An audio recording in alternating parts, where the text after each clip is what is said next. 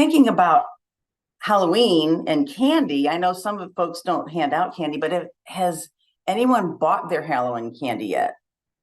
Or maybe the real question is anybody bought their Halloween candy and already had to replace it? Yeah, I know. Some of us have better control over that than others, but in some moments. So from a metaphysical perspective, though, we think of Halloween as a night that the veil between the worlds is said to be at its thinnest. And it kind of allows us to peer into that realm of the unknown. So Celtic, the history, I think a lot of you know, Celtic or Celtic festival of Samhain. You know, I know it looks like it says Samhain, but it's Samhain pronounced in their language. That evolved into what we do today for the holiday. And that bonfire, the Samhain fire, was a symbolic beacon of light and protection during the night. So the fire traditions actually evolved and changed over those centuries up to the Middle Ages, where that Samhain fire was near the farms to protect families from fairies and witches. And that's kind of where putting a candle in the pumpkin came from, things of that sort. But it wasn't until after that Irish and Scottish immigration that, back in the 19th century into the US, that those traditions came over. And we really started celebrating Halloween in the US. And most of our traditions come from those Celtic or Celtic ceremonies, although there was Cajun areas where would do mass in cemeteries on Halloween night. And the candles that light, they were blessed and were placed on the graves, and the families would spend the entire night at the gravesite.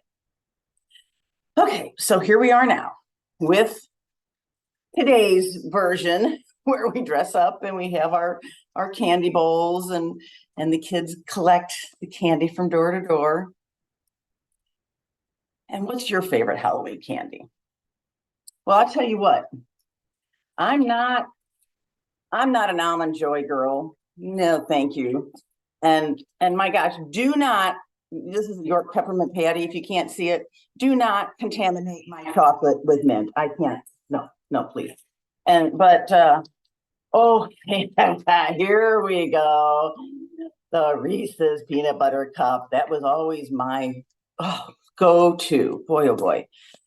When I found those Reese's peanut butter cups in that bowl of candy, or in my bag of candy, I was a happy camper. I actually remember once in 5th grade, my mom let me have Sue Barsamian spend the night on Halloween. And the next day at school, the teacher, because we went to public school, so we didn't get the day off like the Catholic school kids across the street did. But the teacher asked everybody about our Halloween. She's going around the room. And when she got to Sue was telling about how we went trick-or-treating, and we got back to my house and we were sitting there watching TV, watching scary movies, and Sue would pull a piece of candy out of her bag and eat it. But then she told how the fat little girl, I was always the fat little kid, I would grab a handful of candy out and chow down. And I was so embarrassed. Oh my gosh, I was humiliated. But that really brings me to the idea now, the way I think of picking through that bowl of Halloween candy, to where I get to that Reese's peanut butter cup. The rest of that candy is like the thoughts in my random thought generator brain that I'm gonna go past. I'm not gonna eat that Almond Joy. I'm gonna stick with my Reese's peanut butter cups. And by God, I'm gonna skip over those candy corns. I can bypass those things that I don't have to hang on to them. And Halloween also provides the opportunity to use the energy from the other side to help us confront that shadow side of ourselves. Maybe that Halloween witch that we sometimes turn into. Speaking from experience, and once we can actually confront that Halloween witch, it can help us grow. That's the side of us that we often see as unworthy and unacceptable, but it has valuable information, as we all know about our shadow side.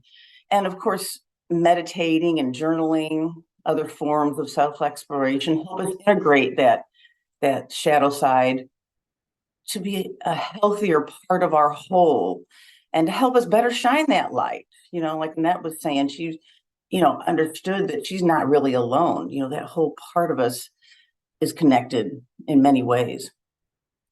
I wanted to tell you a little bit about this new sash I have here. I was gifted this sash when I was at the Parliament of World Religions in Chicago back in August.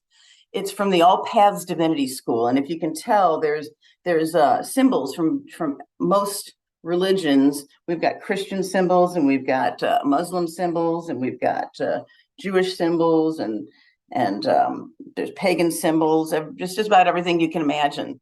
And at this World Parliament of Religions, there was probably 8,000 people and about 800 different sessions to go to. It was like overwhelming. There was people like Marianne Williamson, Bernard Beckwith, Father Richard Rohr, people that are very metaphysical, but there was also very traditional spiritual people, like the Catholic Archbishop of Chicago was there. And, there were Sikhs, there was Jewish rabbis, there were Muslim clerics and Shinto and Buddhist priests, pagans and Wiccans, everything you can imagine. It was so wonderful to see people working together, shining lights all over the world.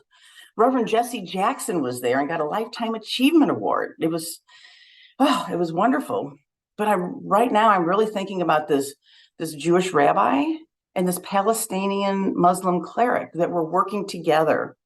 They were there to receive an award. They have an organization in Israel that brings Jews and Muslims together to better understand each other. And it was the Palestinian Muslims.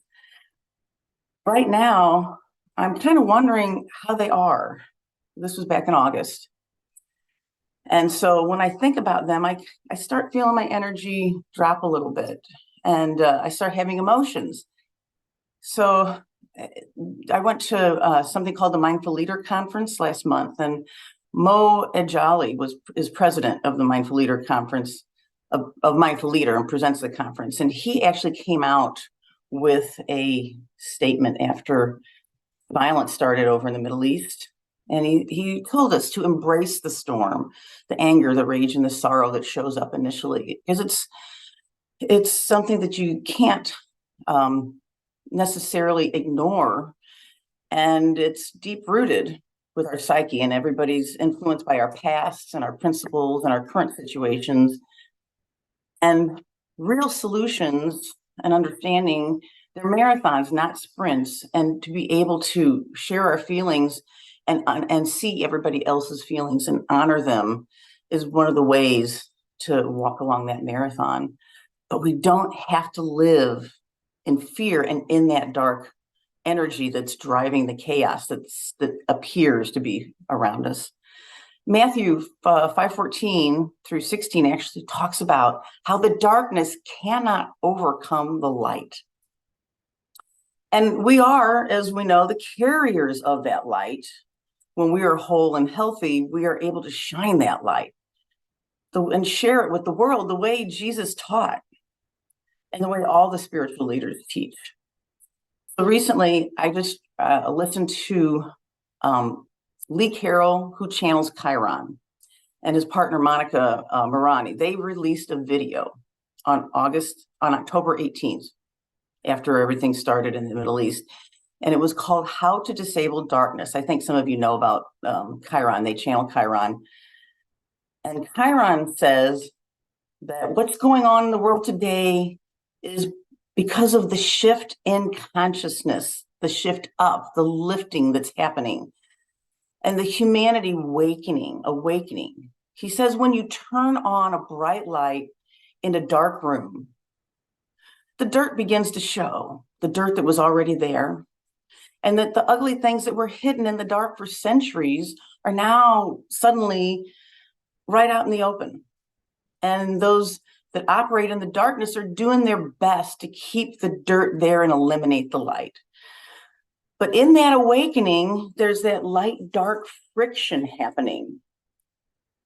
And in the process of the light dark friction, in that battle, we see things that break our heart. And he says, when we do feel helpless, there are ways to deal with it. He says, Chiron says, understand the dynamics of this dark energy. It wants us to remain in the sorrow, to feel like the darkness is winning. And as long as we're focused on watching what's taking place and feeling those effects, we're disabled. And we're adding sadness to the field. But that hope is an active energy of benevolence. So the Chiron says we should temper the sadness, the empathy, the fear, the hopelessness. We need to disable that. We need to take compassionate action. Chiron says an old soul can transmute the hopelessness into compassionate action. We can reframe our grief and turn it into compassionate action. It combats the darkness. We can visualize peacefulness to those who have none. We can do that without bias. So this emphasizes the importance, to me, this message really emphasizes the importance of shining our inner light to navigate the mysteries of Halloween and life itself. We're always seeing tragedy thrown up in front of our face, and how do we turn around and show our light? We can really work on turning that into compassionate action. Things like that positive energy, shining that light, those prayers, and maybe something even more tangible like donating or giving blood or helping an immigrant. I actually had an opportunity back when I was at the Mindful Leader Conference. I skipped class. I skipped class the last half of one of the days to head over to the Smithsonian Air and Space Museum, because John gave his dad a gift at Christmas. It was having his dad's name engraved on this monument. It's a monument going into the Smithsonian Air and Space Museum, and it's just names engraved on it looked like kind of copper plates of people that were involved in aviation. And his dad was a career 20-year Air Force pilot and pilot trainer, and did a lot of service. And so I Ubered over there. I skipped out. I Ubered over, and in the midst, my plan was to video his name on this copper plate, do a video call with him so that he could see it, because he's 90 years old and he's not going to get over there himself at this point, right? And so I was really excited, and I'm texting him, making sure his mom, John's mom and his sister know what time to be on, and make sure to pick up the phone so he'll see it. And Uber driver, all of a sudden I had this sense from the Uber driver that he wanted to talk, and I stopped, and I had just come out of a class at the Mindful Leader Conference from the preeminent emotional intelligence and a researcher in the world. Basically, his name is Mark Brackett, and he's the Yale professor. He works with everybody, all governments and everybody from Lady Gaga to, the president and things like that. And he had talked about how important it is to be somebody that helps people recognize their feelings and allows them to share their feelings. And so I just turned and I asked this Uber driver, what was going on, and his name was Mohammed. He was an Afghan refugee, and he was kind of getting lost because he had just moved from Las Vegas. He had immigrated there with his uncle at 13, and I asked him how that felt when he had immigrated at 13, and now he's like about 23. He says, it was terrible. I didn't even know the language. I saw the kids playing soccer, and I couldn't even ask them if I could come play with them. And here now he's finally gotten used to the country, and he had to move to DC because his parents immigrated over. And And now he has to learn the streets of DC, but he had to be there for his parents. I said, well, how does that make you feel? And he says, well, I'm sad because I don't get to see my girlfriend in DC, but now I get to be with my parents and I'm so confused. And so we just talked about it and talked about a plan to how to get to a better place kind of thing. And I told him how impressed I was with how devoted he was to his parents and how much he had accomplished in his life. And it was just a moment that I'm so glad that I had just had that class to remind me to be present enough to change my focus for the moment. And he did lift. I could tell that he had lifted somewhat from the conversation. So something simple to be present for someone could be that light that we can shine. So today, our affirmation is from Amanda Gorman's poem, The Hill We Climb. That's the one that she read at President Biden's inauguration. And it goes, there is always a light. Today, remember, we're going to remember this. There is always a light if only we are brave enough to see it.